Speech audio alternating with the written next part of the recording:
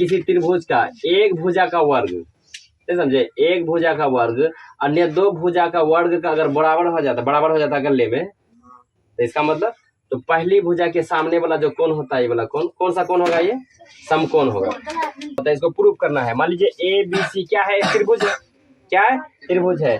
तो ए सी के ए सी पर का स्क्वायर और ए बी पर का स्क्वायर और बी सी पर का स्क्वायर को जोड़ेंगे, अगर ऐसा हो जाता है तो इसके सामने वाला कोण कितना होगा, 90 डिग्री होगा। ठीक है, तो इसको प्रूव करना है। दिया है ए बी सी एक त्रिभुज है, मान लीजिए दिया है ए बी सी क्या है, एक त्रिभुज है। पहले हम इसको बना लिए, क्यों, ताकि अच्छा से समझा सके, और साथ ही साथ समझाते जाएंगे तो समझ में नहीं आएगा। तो दिया है ए बी सी एक क्या है, त्रिभुज। इसका मतलब समझते तुम लोग, त्रिभुज। तो ए बी सी एक त्रिभुज है जिसमें ए सी स्क्वायर क्या है, जिसमें ए सी स्क्वायर यानी ए सी का स्क्वायर किए तो ए सी स्क्वायर बराबर क्या है, ए बी स्क्वायर और प्लस में बी सी स्क्वायर, यानी अकल्ले ए सी पर का स्क्वायर जो है एक भुजा का वर्ग अन्य दो भुजा का वर्ग के बराबर है अकल्ले में। जैसे कि मान लीजिए ए बी, ये वाला भुजा हो गया, बना ये वाला भुजा, तो इसका स्क्वायर और ए बी सी का स्क्वायर, हाँ, जिसमें इस तरह से है, तो हमको चेक करके देखना है कि 90 का कोण होता है कि नहीं होता है। ठीक है, तो सिद्ध करना है कि त्रिभुज ए बी सी एक समकोण त्रिभुज है कि नहीं है, जिसमें कोण बी बराबर 90, जिसमें कोण बी बराबर 90। तो इतना कंडीशन होता है, इसको लिखना पड़ता है, समझे। तो देखो रचना करते सबसे पहले, क्या करते हैं हम, रचना का मतलब नया चीज, अपने मन से कुछ करना, समझे। जैसे कि त्रिभुज पी क्यू आर एक समकोण त्रिभुज है जो लिया, ठीक है, त्रिभुज पी क्यू आर एक समकोण त्रिभुज है, त्रिभुज लिया है, नहीं करना, पी क्यू आर एक समकोण त्रिभुज लिया, पी क्यू आर ले लिए अपने मन से, इसमें किताब में नहीं है, मतलब अपने मन से, रचना का मतलब अपने मन से जोड़ दिए इसमें, जिसका कोण क्यू 90 डिग्री, जिसका कोण क्यू कितना 90 डिग्री, जबकि यहाँ इसका कोण क्यू 90 नहीं था। अगर यहाँ रहता तो फिर प्रूफ करने का क्या जरूरी है?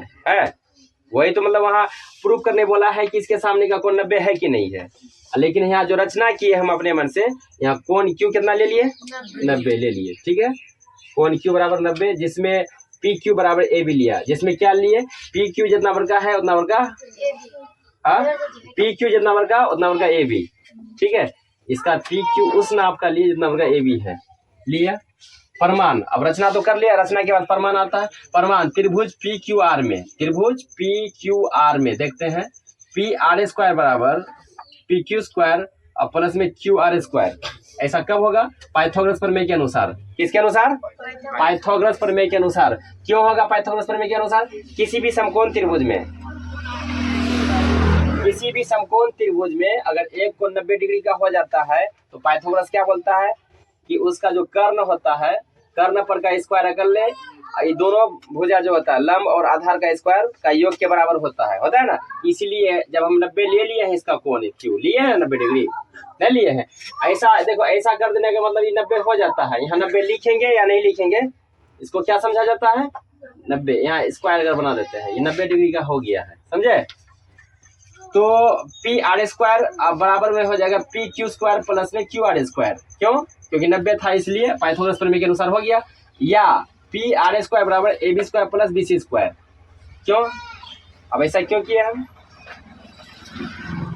देखो, क्योंकि हम लिए हैं पी क्यू बराबर क्या, ए बी,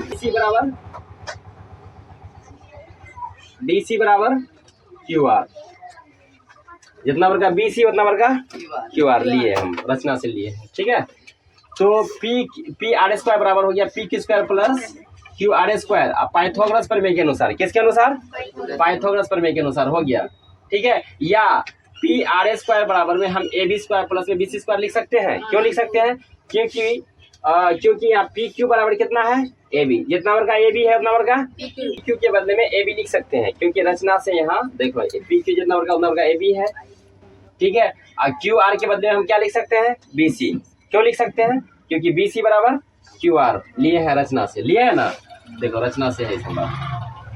अब ए सी स्क्वायर बराबर में ए बी स्क्वायर प्लस में बी सी स्क्वायर दिया है, पहले से ही बात है, यहाँ दिया हुआ है ना, नहीं दिया है, ये चीज पहले से दिया है। ए सी स्क्वायर बराबर ए बी स्क्वायर प्लस में बी सी स्क्वायर दिया है। समीकरण 1 इसको मान लेते हैं समीकरण 1 पहले वाला ऊपर वाला में, इसको मान लीजिए कौन सी समीकरण 2। ठीक है, तो समीकरण 1 तथा 2 से, ठीक है, समीकरण 1 तथा 2 से क्या हो जाएगा, पी आर स्क्वायर बराबर में AC स्क्वायर। अब क्यों हो गया पी आर स्क्वायर बराबर AC स्क्वायर, क्योंकि AB स्क्वायर यहाँ देखो AB स्क्वायर प्लस में BC स्क्वायर और AB स्क्वायर प्लस में BC स्क्वायर, इसका मतलब भी इतना और इसका मतलब इतना है ना, तो इसका मतलब AB square plus BC square बराबर पी आर स्क्वायर है और फिर AB स्क्वायर प्लस में BC स्क्वायर बराबर AC स्क्वायर है, तो इसका मतलब पी आर स्क्वायर बराबर AC स्क्वायर है कि नहीं है।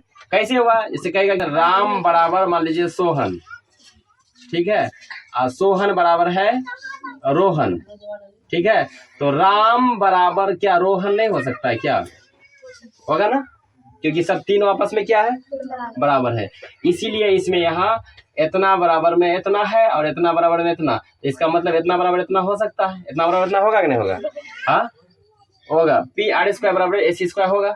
तो समीकरण 1 तथा 2 से क्या हो जाएगा, पी आर स्क्वायर बराबर में AC स्क्वायर, स्क्वायर इसमें भी है स्क्वायर इसमें भी है, तो स्क्वायर स्क्वायर क्या हो गया दोनों का, हाँ मतलब खत्म कर दिए, इसका मतलब पी आर बराबर, इसलिए टिक्का टिक्का को क्या बोलते हैं, दो गो नीचे रहेगा एक ऊपर में, इसको क्या बोलेंगे, इसलिए पी आर बराबर क्या हो गया बाबू, AC हो गया, ठीक है।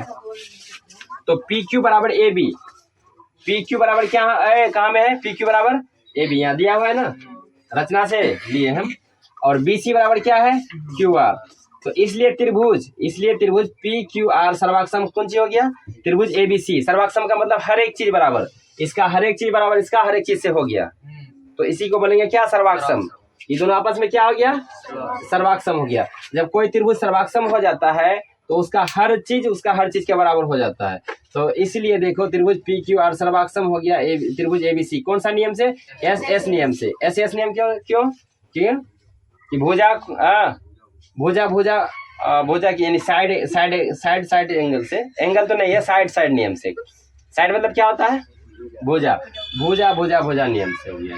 कोण Q बराबर क्या हो गया, कोण B, जब सर्वाक्षम हो गया तो इसका कोण Q जो है तो इसका कोण B के बराबर होगा कि नहीं होगा, हाँ ठीक है, तो कोण Q बराबर कोण B, तो कोण Q कितना लिए थे हम रचना से 90, तो इसका मतलब कोण Q अगर 90 है तो कोण B भी कितना होगा 90 होगा, ठीक है, तो इसलिए कोण B बराबर भी कितना हो जाएगा 90 हो जाएगा।